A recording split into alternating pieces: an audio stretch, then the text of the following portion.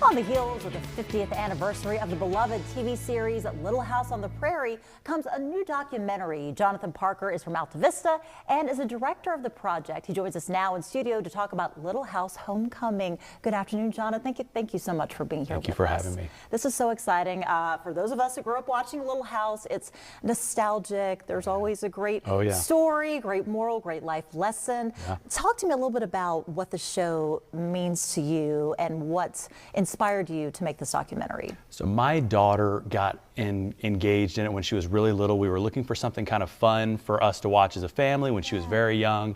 My wife grew up watching the show, Becky, and we introduced Anna to it, and she fell in love with it. And then she started reading the books, and she really got into like the Little House books and reading those and the Laura Ingalls Wilder biography stuff. And then we passed that on to the boys when they come up. Joel and Ben are our youngest boys. And we took this little road trip a couple of summers ago where we went out to Yellowstone, and while we were there, we stopped in the real Walnut Grove, Minnesota. Walnut Grove. Yeah, there's a real place. It's a very small town. It's basically built its economic infrastructure around tourists coming to see real Plum Creek. That's a real place where the Ingalls lived. And we went to all these places, and these girls are wearing these bonnets. I thought this would be kind of a neat film.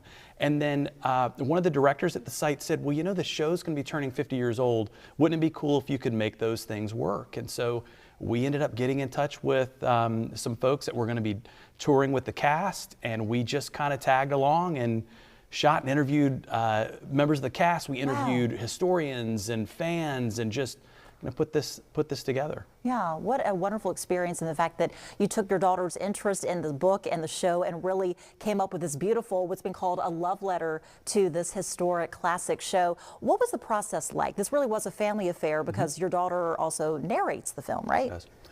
We did almost exactly what we did when we took the trip, except we were about 80 days on the road.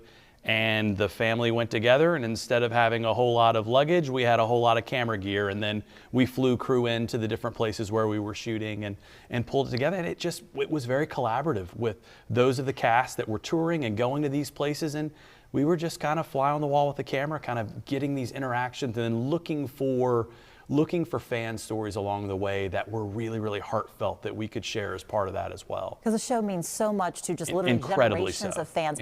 And as you mentioned, you work with several stars from the show. I think I spotted Karen Grassley, who played Ma Ingalls. Of course, Allison Arngrim, who played Nellie Olson. Who are some of the others that you worked with? We worked really closely with Dean Butler, who played Al Manzo in the show. He became a really big collaborator for us. Charlotte Stewart, who played Miss Beadle, who's the beloved school teacher.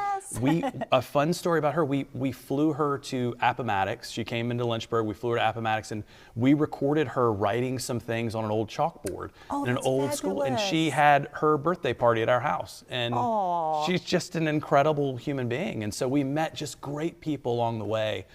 Pulling it together. They were just wonderful to work with. And it's nice to know that they are good people in real life. Completely. There's Dean right there who played Almanzo. What are you hoping that audiences come away with?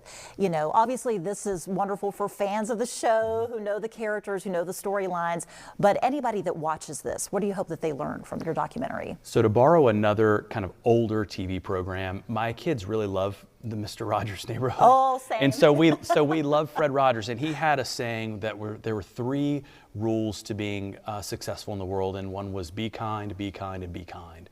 And I think the thing I'd really like for people to take away from it is that when you go out in the world and you meet all these different people from all these different walks of life, we really want a lot of the same things. We want our families to thrive, we want our communities to thrive, we want goodness for each other. And so I hope it encourages people to get in their vans, go out, meet their neighbors, go see things that they've never seen before, and really just celebrate community and family. And that's what the show was all about, and 100%. That does make it timeless. Absolutely. And a safe, wholesome thing to watch with your kids, which is a wonderful gift.